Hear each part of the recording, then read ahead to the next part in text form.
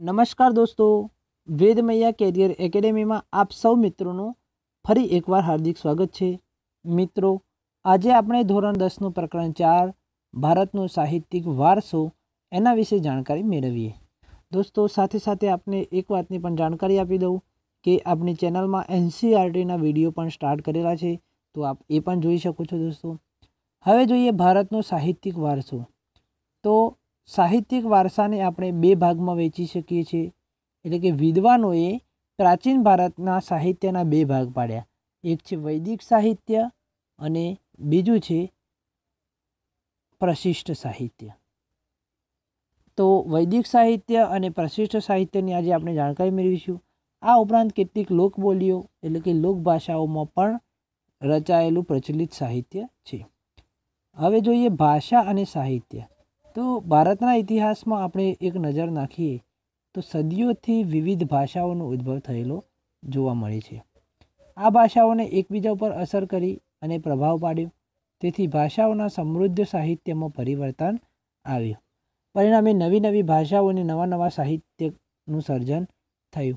तेनुं उत्तम उदाहरण संस्कृत भाषा छे। वर्तमान समय में संस्कृत भाषानो उपयोग खूब ओछो छे, पण धार्मिक कार्यों ने पूजा विधिओं में संस्कृत भाषा उपयोग थाय छे। अने दोस्तों, संस्कृत भाषा ए आर्योनी भाषा छे, आपणे एवुं कहीए छीए। अने आर्यो भारत में क्यांथी आव्या? तो मध्य एशिया थी आर्यो भारत में आव्या। सामान्य रीते मानवी माटे अभिव्यक्त करवानी अने जीलवानी उत्तम तक भाषा ज पूरी पाडे छे। प्राचीन भारतनी लिपि हड़प्पा समयनी छे। दोस्तों, भारतनी प्राचीन भारतनी जे लिपि है ये हड़प्पा समयनी है। अने आ हड़प्पा समयनी लिपि ने आपणे दोस्तों बुस्त्रोभेदन लिपि तरीके ओळखीए छीए। अने आ लिपि दोस्तों भावचित्रात्मक लिपि है। आ लिपि आजे पण उकेलाई शकाय नथी। ते समयना लोकोनी भाषा कई हशे ते माहिती हजू प्राप्त थई शकी नथी। महर्षि पाणिनि संस्कृत भाषाना महान व्याकरण शास्त्री हता અને તેમને વ્યાકરણ ગ્રંથ પણ લખ્યો છે। दोस्तों, संस्कृत भाषाના વ્યાકરણ ગ્રંથની રચના કોણે હતી? તો કોણે કરી હતી? महर्षि પાણિનિએ। અને તેમણે અષ્ટાધ્યાયી ગ્રંથની રચના ઈસવીસન પૂર્વે 4th સદીમાં કરી। તો दोस्तों, એક્ઝામમાં ક્વેશ્ચન પૂછાય કે અષ્ટાધ્યાયી ગ્રંથની રચના કોણે કરી હતી? તો महर्षि પાણિનિએ। હવે એક્ઝામમાં ક્વેશ્ચન એવો પણ પૂછાય કે અષ્ટાધ્યાયી ગ્રંથ એ શું છે?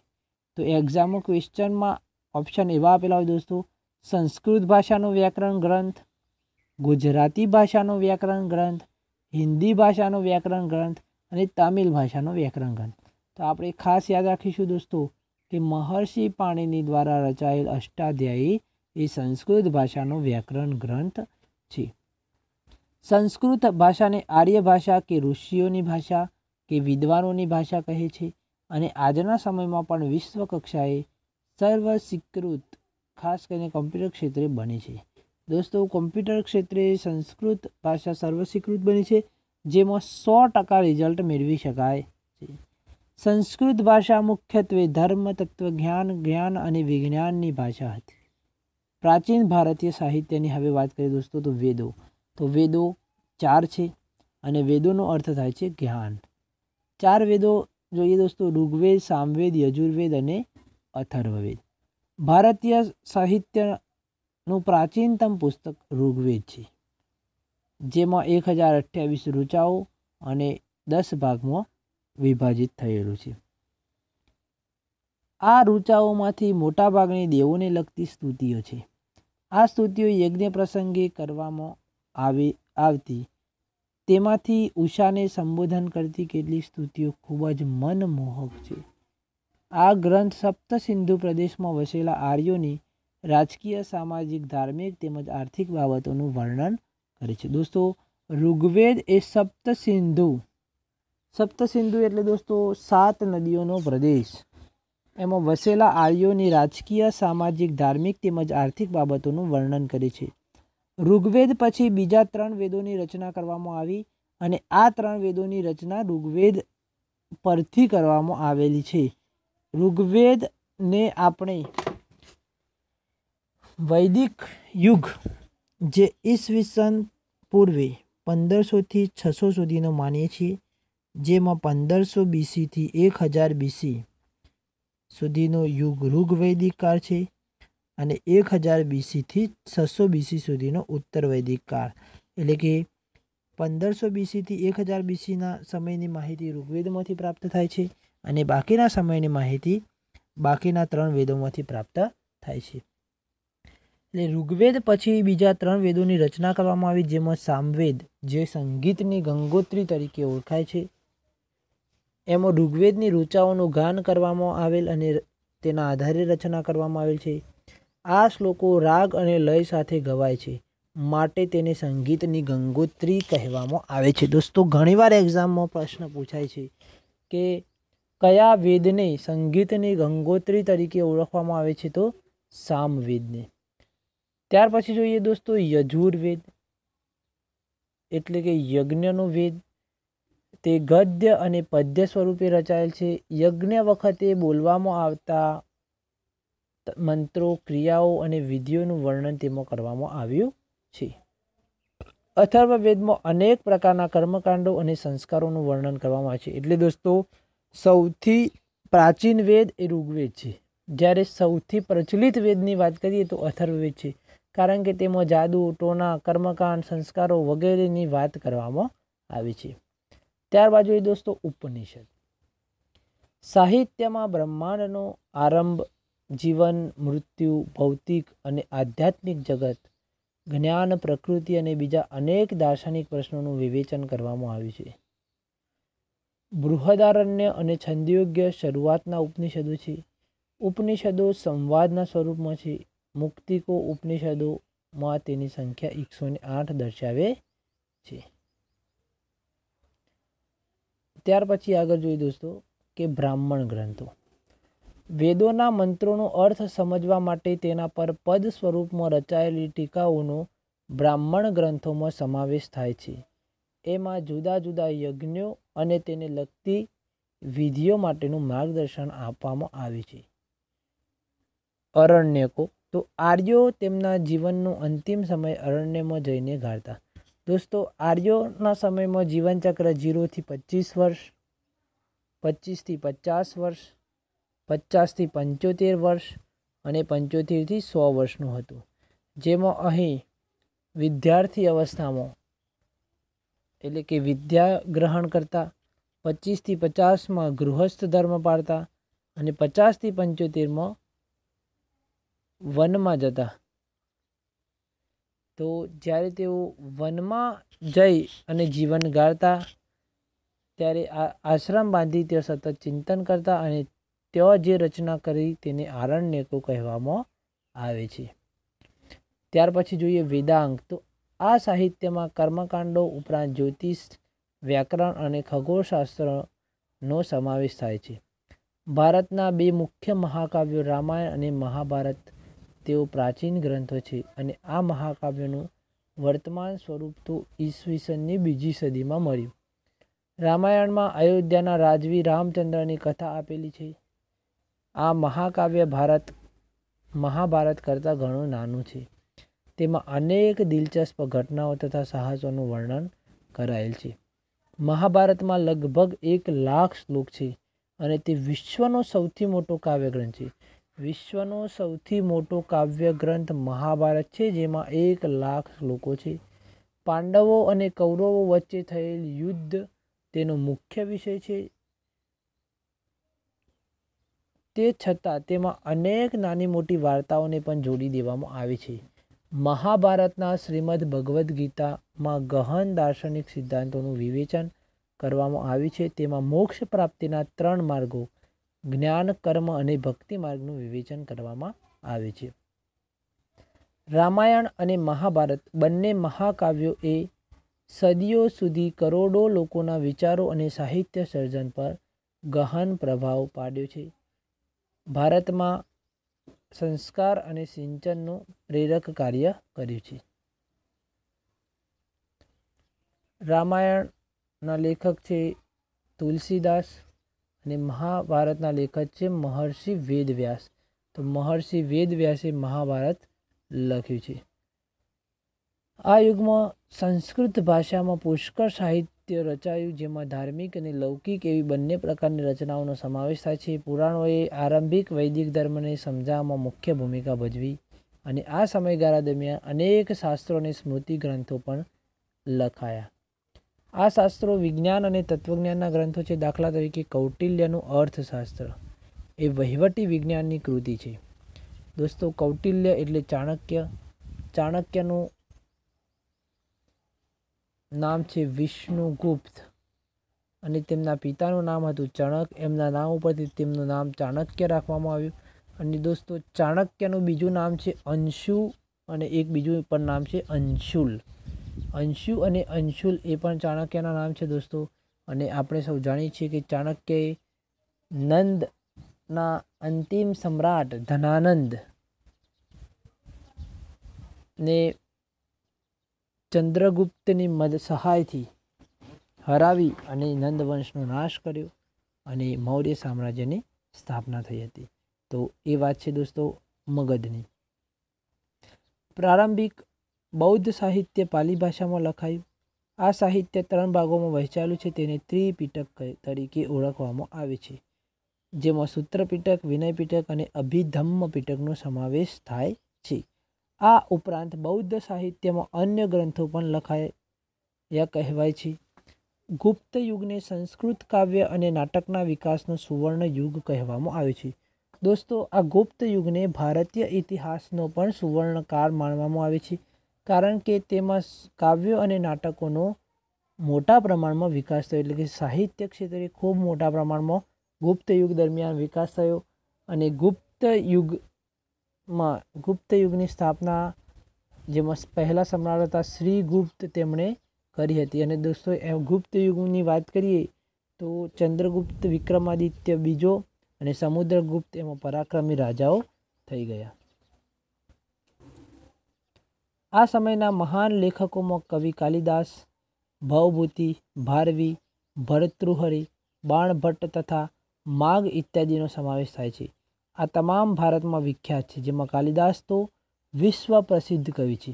દોસ્તો, કવિ કાલિદાસનું શાકુંતલમ, અભિજ્ઞાન શાકુંતલમ, રઘુવંશમ, મેઘદૂતમ વગેરે એમની કૃતિઓ છે. અને કાલિદાસની કૃતિઓને જર્મન કવિ ગેટે પોતાના માથા ઉપર ધારણ કરી અને નાચ્યો હતો દોસ્તો. એટલા બધા ખૂબ જ પ્રખ્યાત કવિ છે કાલિદાસ, જેઓ ગુપ્ત યુગ દરમિયાન થઈ ગયા. પોતાની ઉત્તમ કાવ્યકલા અને ઉત્કૃષ્ટ નાટ્યશૈલી કુમાર સંભવ, રઘુવંશ, મેઘદૂત, ઋતુસંહાર, અભિજ્ઞાન શાકુંતલમ વગેરે કાલિદાસના ગ્રંથો છે. દોસ્તો, આપણે બધાએ આ ખૂબ યાદ રાખવું પડશે, કારણ કે આમાંથી કોઈ પણ એક કૃતિ એક્ઝામમાં જોડકા સ્વરૂપે પૂછાઈ શકે છે. ત્યારબાદ જોઈએ બાણભટ્ટે જે સાહિત્ય લખ્યું છે એમાં હર્ષચરિત એટલે કે સમ્રાટ હર્ષવર્ધનના જીવનનું ચરિત્ર. ઇતિહાસમાં એટલે કે પ્રાચીન ભારતના ઇતિહાસની વાત કરીએ તો છેલ્લો હિન્દુ સમ્રાટ હતો હર્ષવર્ધન. આ ઉપરાંત બાણભટ્ટે કાદંબરીની પણ રચના કરી છે. અને આ સમયના અન્ય પ્રસિદ્ધ ગ્રંથોમાં ભવભૂતિનું ઉત્તમ રામચરિત. દોસ્તો, અહીં ઉત્તમ રામચરિતની રચના ભવભૂતિએ કરેલી છે. અને ભારવીનું કિરાતાર્જુનીયમ, વિશાખાદત્તનું મુદ્રા રાક્ષસ, શૂદ્રકનું મૃચ્છકટિકમ અને દંડીનું દશકુમાર રચિતનો સમાવેશ થાય છે. દોસ્તો, એક્ઝામમાં વારંવાર જોડકા સ્વરૂપે ક્વેશ્ચન પૂછાય તો આપેલા ફકરામાંથી જ વધુ પ્રમાણમાં પૂછાય છે, જેમાં કાલિદાસની કૃતિઓ, બાણભટ્ટની કૃતિઓ, ત્યારબાદ ભવભૂતિનું ઉત્તમ રામચરિત, ભારવીનું કિરાતાર્જુનીયમ, વિશાખાદત્તનું મુદ્રા રાક્ષસ, શૂદ્રકનું મૃચ્છકટિકમ અને દંડીનું દશકુમાર રચિત ખાસ યાદ રાખીશું. જૂની ગુજરાતી ભાષામાં પદ્ય સાહિત્ય રચાતું હતું. સમય જતાં ગુજરાતી ભાષામાં ખેડાણ થતું ગયું અને અનેક કૃતિઓ રચાઈ, જેમાં નરસિંહ મહેતા, મીરાબાઈ, દયારામ, અખો, પ્રેમાનંદ, પ્રીતમ, ગંગાસતી જેવા સાહિત્યકારોએ પદો, ગીતો, ગરબી, છપ્પા, આખ્યાન કાવ્યો વગેરે રચીને ગુજરાતી સાહિત્યના વારસાને સમૃદ્ધ બનાવ્યો. એ પછી નર્મદ, નવલરામ, મહિપતરામ, રૂપરામ, નીલકંઠ, ગોવર્ધનરામ ત્રિપાઠી, કિશોરલાલ મશરૂવાલા, પન્નાલાલ પટેલ, ઉમાશંકર જોશી વગેરે જેવા સાક્ષરવર્યોએ પણ ગુજરાતી સાહિત્યને વધુ સમૃદ્ધ બનાવ્યું. તમિલ, તેલુગુ, કન્નડ અને મલયાલમ નામની 4 દ્રવિડ ભાષાઓના સાહિત્યનો આ સમયમાં વિકાસ થયો, જેમાં સૌથી જૂની ભાષા તમિલ છે. તેનું સાહિત્ય ઈસવીસનના પ્રારંભ જેટલું જૂનું છે. ભારતની પ્રચલિત પરંપરા અનુસાર 3 સંગમોનું આયોજન થયું.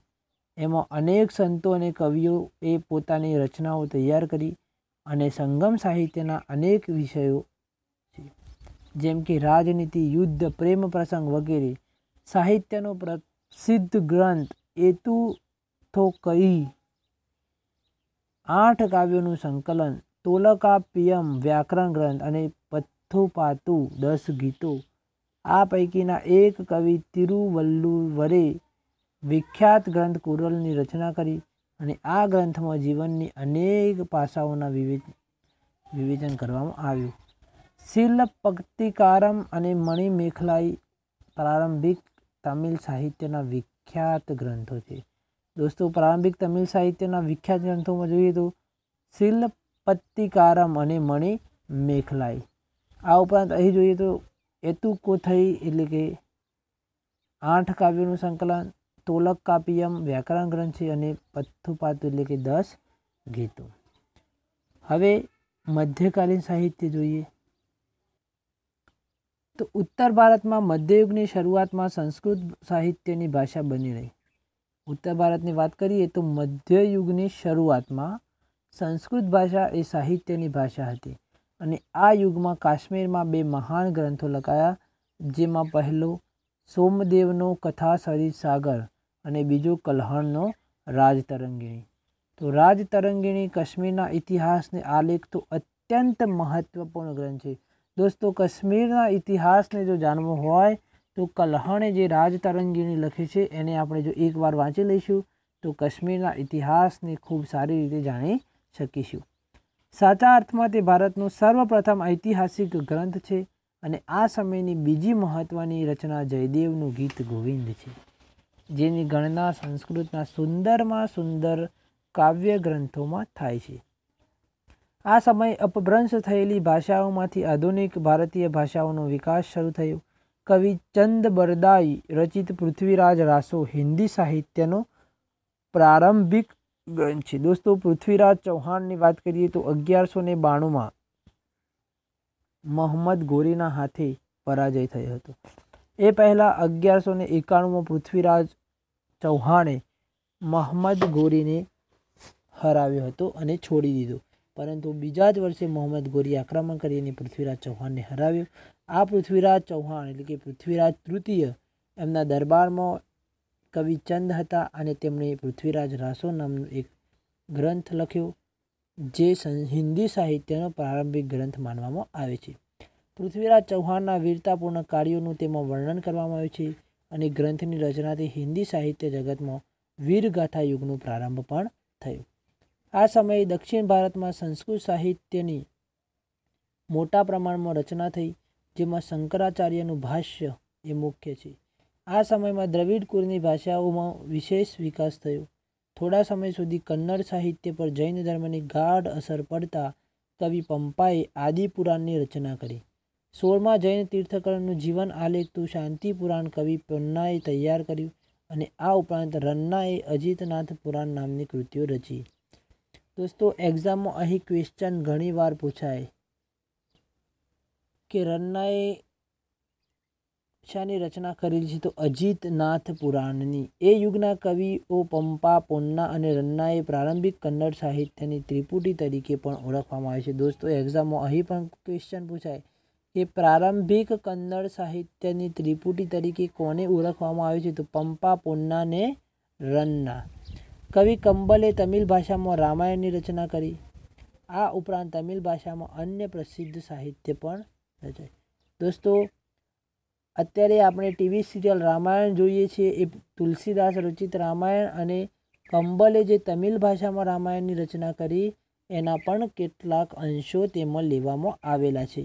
તો તમિલ ભાષામાં રામાયણની રચના કરનાર કવિ કોણ હતા, તો કવિ કંબલ. ભારતીય ભાષાઓનો વિકાસ અને સાહિત્યની કૃતિઓની રચના દિલ્હી સલ્તનત કાળમાં વેગીલી બની. હિન્દી ભાષાના બે સ્વરૂપો વ્રજ અને ખડી બોલીનો પણ સાહિત્યિક રચનાઓમાં વિનિયોગ થવા લાગ્યો. આ બંને ભાષાઓમાં અનેક ભક્તિગીતો રચાયા. હિન્દી અને ગુજરાતી ભાષા સાથે મળતી આવતી રાજસ્થાની ભાષામાં વીરગાથાઓ લખાઈ. આલ્હા, ઉદલ અને બિસલદેવના રાસો આ સમયની વિખ્યાત વીરગાથાઓ છે. આ ઉપરાંત અન્ય આધુનિક ભારતીય ભાષાઓમાં પણ સાહિત્ય રચવાનું શરૂ થયું. મુલ્લા દાઉદનો પ્રથમ ચંદ્રાયન એ અવધી ભાષાનો સૌથી જૂનો ગ્રંથ મનાય છે. જો કે પ્રાચીન ગ્રંથો પરના ભાષ્યો હજુ પણ આ સમયે સંસ્કૃત ભાષામાં રચાતા હતા.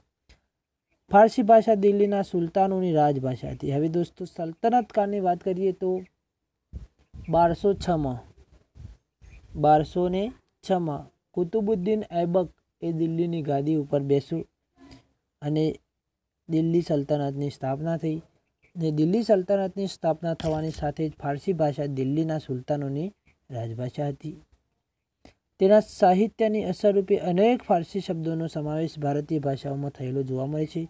અને આ યુગમાં અનેક ઇતિહાસકારો તથા જિયાઉદ્દીન બર્નીએ તારીખ એ ફિરોઝશાહીની રચના કરી, જેમાં ખલજી અને તુગલક વંશના રાજ્યનું વિસ્તૃત વિવરણ કરવામાં આવ્યું છે. તેણે રાજકીય સિદ્ધાંતો ઉપર ફતવા એ જહાંદારી નામનો ગ્રંથ પણ રચ્યો.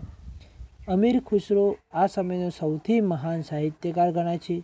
તેઓ એક કવિ, ઇતિહાસકાર, રહસ્યવાદી, સંત અને સંગીતકાર હતા. સુપ્રસિદ્ધ હઝરત નિઝામુદ્દીન ઔલિયા તેના ગુરુ હતા.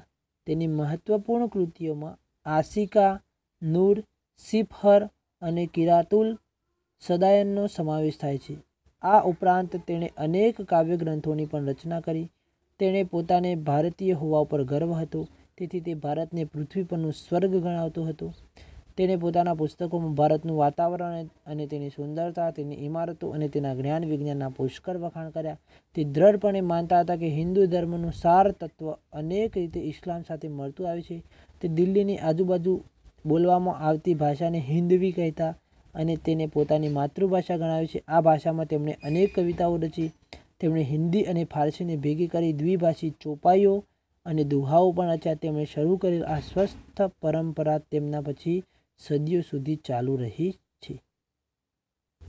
પ્રાદેશિક ભાષાઓ અને તેના સાહિત્યને પ્રાદેશિક શાસકોએ વેગ આપ્યો. ભક્તિ માર્ગના સંતોએ લોકોની ભાષામાં ઉપદેશ આપ્યો. તેમાં કબીર જેવા અનેક સંત કવિઓનો સમાવેશ થાય છે. એ વખતે ભોજપુરી અને અવધી હિન્દી ભાષાની મુખ્ય બોલીઓ હતી. કબીરની રચનાઓ મુખ્યત્વે સધુકડી લોકબોલીમાં છે. તેના દોહરાઓ લોક સાહિત્યનું અંગ બન્યા. મલિક મુહમ્મદ જાયસીએ અવધીમાં પદ્માવત નામનું મહાકાવ્ય લખ્યું. દોસ્તો, પદ્માવત નામનું મહાકાવ્ય એ મલિક મુહમ્મદ જાયસીએ અવધીમાં લખ્યું.